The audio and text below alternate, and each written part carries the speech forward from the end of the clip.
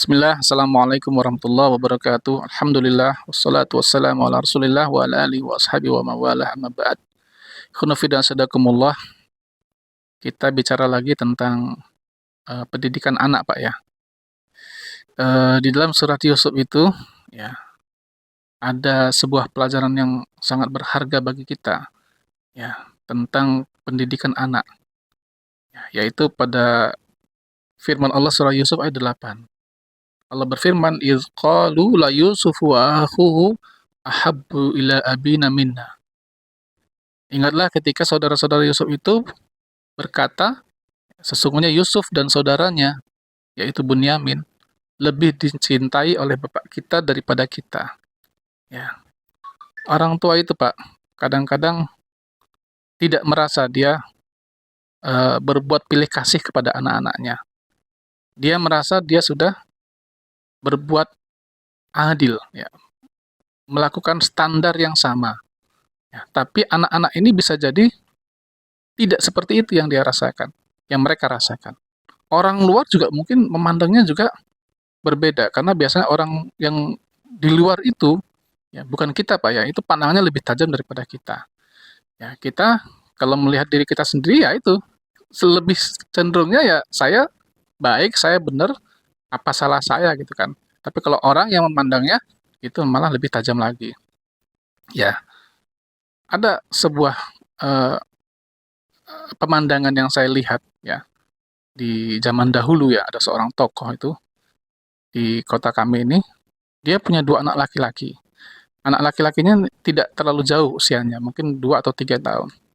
Yang satu, anak laki-lakinya tampan, kulitnya putih, yang satu kulitnya agak gelap. Ya, ya sebenarnya ganteng juga gitu loh. Ya, karena namanya saudara kan. Setiap pulang dari masjid, sang tokoh ini, bapak ini, itu menggandeng anaknya yang berkulit putih ini pulang. Ya kan, sedangkan yang berkulit gelap tadi jalan di belakangnya. Ya, mungkin bapak ini tidak merasa ada yang salah gitu ya. Tapi orang lain melihat, wah, dan itu selalu gitu ya. Oh, bapak ini berarti pilih kasih. Padahal belum tentu gitu loh. Bisa jadi memang yang berkulit gelap ini nggak suka digandeng-gandengkan, dia senang jalannya sendiri. Yang berkulit putih mungkin lebih senang berjalan bergandengan dengan orang tuanya. Tapi kan itulah tadi, kita nggak bisa menyalahkan persepsi orang, penafsiran orang, dikarenakan sikap kita yang memang multi tafsir di mata mereka, di kepala mereka, ya kan? Jadi kalau kita tidak merasa berbuat tidak adil, ya berhati-hatilah dalam bersikap, perbaiki sikap kita, ya kan? Perbaiki perkataan kita, ya, perbaiki keputusan-keputusan kita terhadap anak-anak itu, Pak.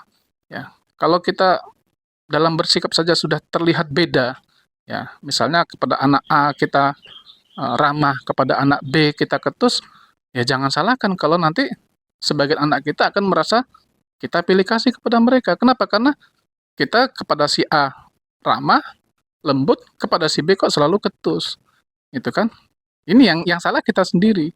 Dan kita harus hati-hati bahwa sikap ketidakadilan ini itu bisa menjadi bumerang ya kan, yang akan meledak entah kapan gitu ya. Bisa cepat, bisa lambat.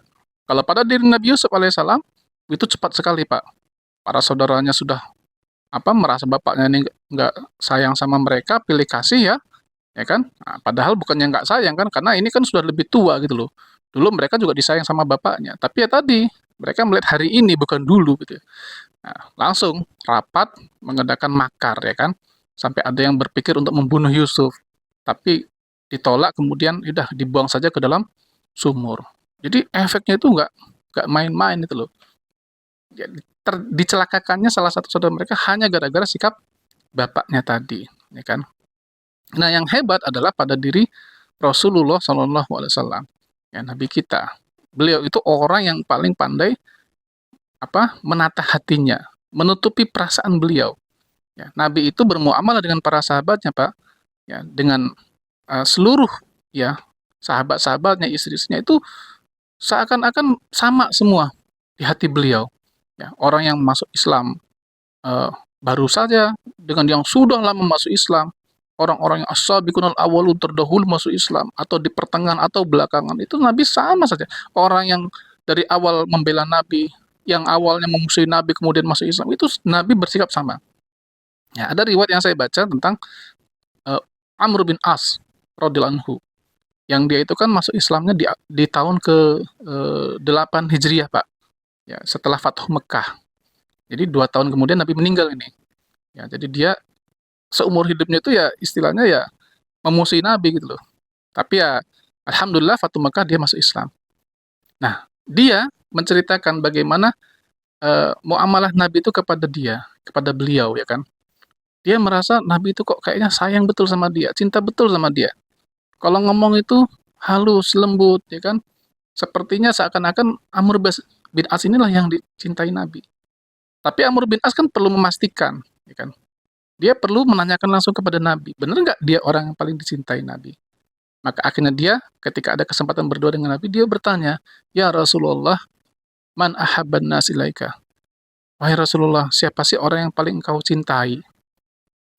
Di hatinya dia berharap engkau, jawabannya ya kan. Tapi ternyata Nabi SAW menjawab Aisyah. Yang paling beliau cintai adalah Aisyah radhiyallahu anha. Waduh, madeg gitu ya di hatinya Amr bin As itu. Bukan saya toh gitu loh. Tapi Amr bin As berpikir, ini kan perempuan. Siapa tahu kalau laki-lakinya saya gitu. Wa min rijaliha, kalau laki-lakinya Rasulullah. Nah, siapa? Amr bin As masih berharap engkau lah orang paling kau cintai. Tapi Nabi SAW mengatakan abuha, bapaknya yang paling saya cintai. Nah, hebat nggak Pak? Bagaimana Nabi SAW itu di satu sisi ya beliau bersikap adil dalam bersikap dengan seluruh sahabatnya, ya kan? Tentunya sambil menutupi perasaan beliau kan, siapa yang paling beliau cintai, siapa yang biasa-biasa saja. Tapi di satu sisi, ya Nabi nggak bisa bohong. Ditanya gitu ya Nabi menjawab dengan jujur. Cuman tadi sikap Nabi kepada semua sahabatnya itu sama gitu. Yang paling beliau cintai dan yang biasa beliau cintai pun beliau sama sikapnya. Ini adalah pelajaran yang penting bagi kita semua Pak ya. Kecenderungan pilih kasih itu tidak bisa dipungkiri. Fitrah manusia. Kita lebih senang sayang sama orang yang misalnya penurut ya, sama orang yang pintar, sama orang yang nggak ngelawan. Ya, kita cenderung kurang suka dengan orang yang susah diatur, udah gitu orangnya kurang cerdas dan sebagainya. Tapi kan ya kalau kita sebagai orang tua atau yang lain Pak ya, misalnya sebagai guru nih Pak nih. Nah, sebagai guru ya kan, ya kita harus bersikap netral kan. Tidak boleh ada yang sampai bisa membaca ya kan arah pikiran kita gara-gara sikap kita tadi yang tidak benar terhadap mereka semua. Jangan sampai seorang anak itu ada yang berprasangka bahwa bapaknya atau ibunya bersikap tidak adil hanya gara-gara sikap kita. Jangan sampai ada murid-murid itu yang sampai menebak pikiran kita, oh bapak itu lebih sayang sama si itu dan si itu daripada yang lainnya dikarenakan sikap kita yang keliru tadi. Belajarlah untuk ya menyembunyikan perasaan kita dan menata hati kita. Barakallahu fikum, mudah-mudahan sedikit yang bermanfaat. Mohon maaf kalau ada kekurangan. Assalamualaikum warahmatullahi wabarakatuh.